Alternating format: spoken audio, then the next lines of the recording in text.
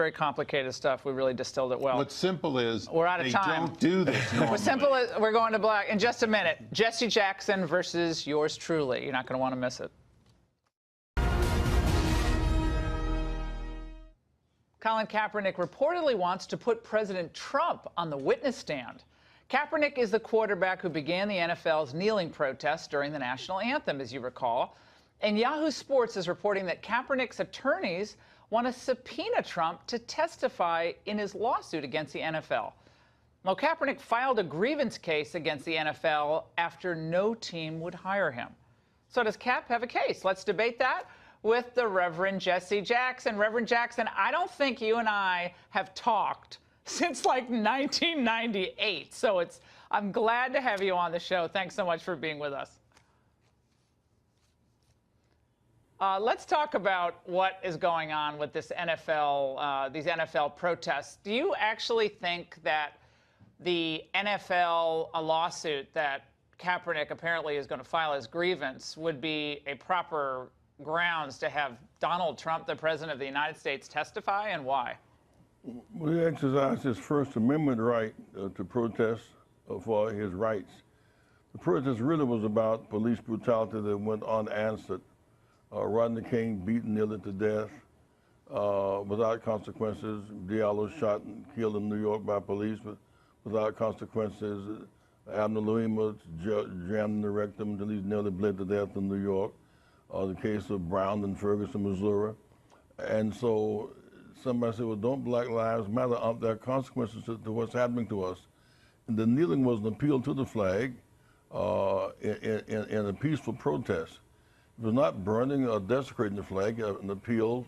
We got on our knees appealing for the government to recognize our right to vote in 1965. So there was nothing harmful or threatening about kneeling to the flag. No, I understand what your point of view is on that totally. I get it. But what does that have to do with President Trump testifying in a grievance against the NFL?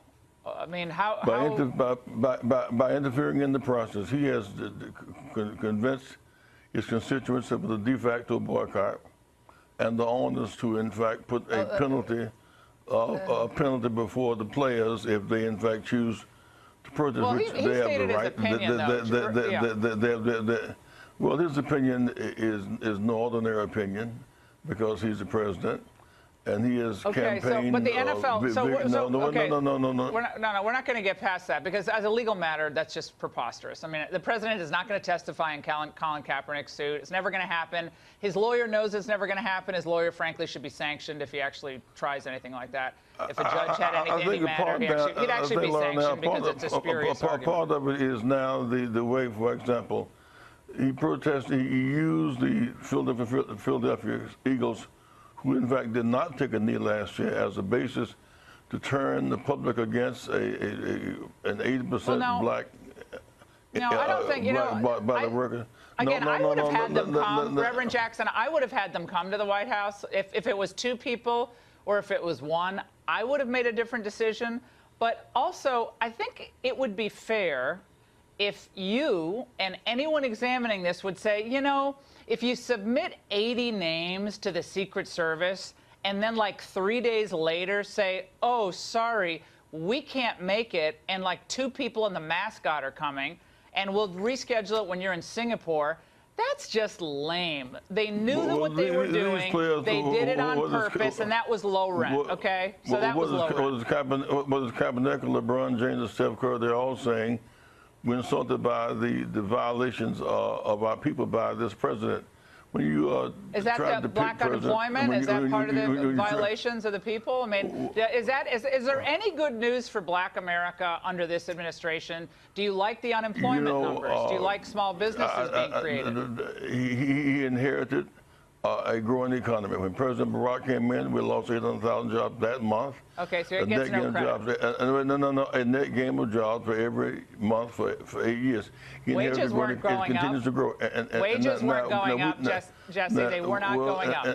And they're still not, because 54% of all blacks make less than $15 an hour, and a significant body make less than $10. But right now, it's premature to determine what's going to happen with this provocative action toward Canada and Mexico, our neighbors. to trigger the we'll actually of have trade better war. paying jobs in the United States. We'll actually have more manufacturing where people who don't go to fancy colleges actually can get a really high paying job like they used to when we actually had tariffs that were put in place by Democrat presidents and Republican presidents. So the tariffs thing, how you're turning that into an anti-black thing is beyond me. Well, it's not just black. If working poor, half of America have more money than money.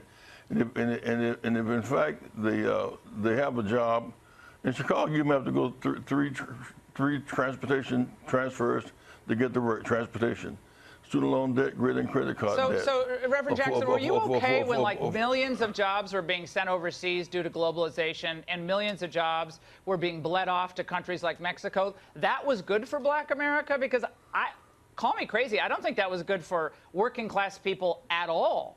We lost millions of jobs. And this president is actually bringing back jobs into the United States and doing stuff like prison reform with Jared Kushner and others who are working together, including with Democrats. So from what I can hear, this president has done nothing good for Black America. Is that what you're saying tonight? Nothing? I'm not saying that. You know what, Laura? You keep cutting me off. But my point is that if you 54% of all blacks make less than $50 an hour, you're the working poor. And you're working, but you can't afford the health care because you want to cut that and shift the money to the top 1%.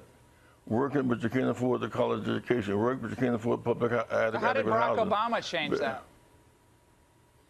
Well, he did not change it significantly enough, but the fact is unemployment went from 10% down to 5%. Yeah, now it's at a record low. The Atlantic headline, Jesse Jackson. Jesse, the Atlantic's headline on this, how Barack Obama has failed Americans. The country's first black president never pursued policies bold enough to close the racial wealth gap. December 22nd, 2016.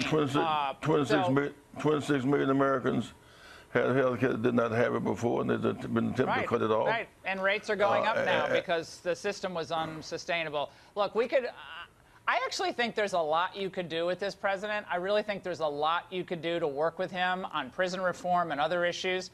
I think these NFL players could work with the president. I just think there's a lot you could do. Well, Laura, it seems to me that when you lock people up for crack and cocaine, well, that's not just him. Issue. That's been done for decades. Don't blame him for that. And then you free them up.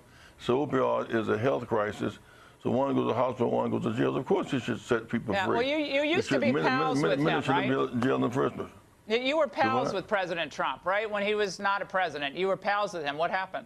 Well, until he changed. I mean, here's a guy that looked at 5 kids at the Central Park 5. Determined even when they were declared innocent, they were guilty enough to be executed.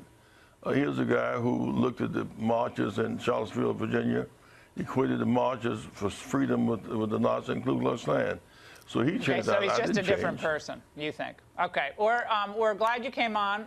Sorry we couldn't find more common ground. I think you could find it with this president because I think he's going to do great things for Black America.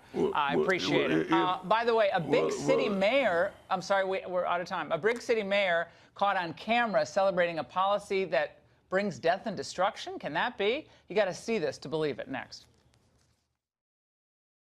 All right, this is one of those unbelievable pieces of video, and listen very closely. A sanctuary city, yeah! Oh my God. I just want to use that on a continuous loop for Republicans. That's Philadelphia Mayor Jim Kenney doing his happy dance while singing We're a Sanctuary City. He's celebrating a federal judge's ruling yesterday barring President Trump from cutting off grants to Philadelphia over its immigration policies. Well, the White House was disgusted, put out a statement pointing out that many people in Philly have been killed, raped, or assaulted by criminal aliens. Let's discuss this with Congressman Dave Brat and former DNC Deputy Press Secretary Jose Aristimuño. Great to see both of you. Dave Brat, doing the Snoopy dance for the sanctuary cities. How did we get here? Yeah, it's not funny to the parents involved. And in Virginia, we had a governor ran as a Democrat and said he would never allow this kind of sanctuary policy and then vetoes it 2 weeks after he's elected. So the Democrats always run as centrists and moderates and then nothing. And of more important interest, the bills we're debating up here in D.C., we have a discharge petition put in by 25 Republicans working with 200 Democrats. And interestingly, the Goodlatte bill included sanctuary city policy. And the Trump 4 pillars, which is being watered down by the day as we speak, because we're under the gun to reach a terrible compromise, because we're under pressure to pass any bill now. Otherwise, you get a Democrat bill because our 25 Republican colleagues. Everyone's confused right now, but it's amnesty. That you're saying Congress, Republicans in Congress, are going to pass some type of amnesty, but they'd also get chain migration reduction. Chain goes away. Get visa. E-Verify goes away. Sanctuary policy goes away. Well, you get something. Governing is the art of the possible, right? I mean, you're going to get an explosion in immigration. Or you're going to get right, or you're going to get no progress on the other front. Well, it's not progress, though, because if you look at the DACA, you're going to have a DACA problem in 3 or 4 years again if you don't solve with E-Verify, right? You need some piece that solves DACA from happening again, and it's not in our. I want Jose to weigh on this, because if we keep going the way we're going with immigration, we have a complete demographic change in the United States. Let's look at Philly, for instance. We're focusing on the Philadelphia mayor. The foreign-born population of Philadelphia, in 1980, it was 108,000. 2000, it was 137,000. In 2016, it was 232,000 people. It's an increase of 69%. It looks like the growing demographic, the fastest-growing demographic, is actually Chinese immigrants into the city. And look, I think most people say, and Pew Research said today in their study that came out, there's some good stuff that comes. We got a lot of entrepreneurs, but we have increase in school pressure for non-English speakers.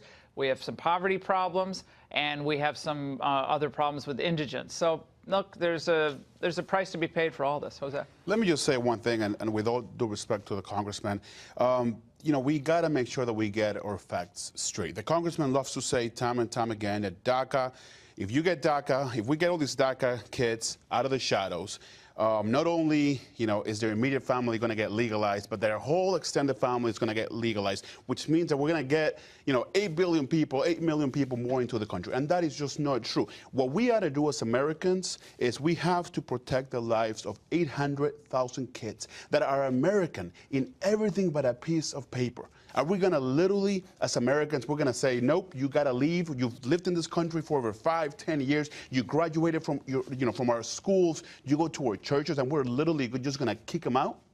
No, are they all in Little League? I love these anecdotes. Everyone's in Little League and saving cats from trees. Most of them are. I don't know. Laura, don't know that all of them are. Republicans love to say that they're all MS-13, they're all gangsters. It's neither. I think you missed the basic point. The Goodlatte bill takes care of all 700,000 DACA kids. They're all taken care of, out of the shadows, just like you just said. And the Democrats said no. Path to citizenship? Then Trump says Is there a path to citizenship? Then Trump says 1.8 million DACA. It's a path toward out of the shadows to the labor market. And yes, a path to citizenship, just like any other immigrant has. They have to wait in line, go through the process like everybody else did. But Trump expanded it to 1.8 million, and the Democrats, where are they? Steny Hoyer, where is he? Because you want to decrease legal migration. You want to decrease chain migration. That's what makes us. Oh, now that's what makes us. That's what makes us Americans. That makes us great. 400,000 of the 1 million green card holders are chain migration. Okay, that's nothing to do with merit. That's because you're an uncle or aunt of someone who's already here. Guys, fantastic. On the eve of the G7 summit, President Trump and foreign leaders having a spat. Ooh, stick around for a treat. Insight from one of Maggie Thatcher's former aides.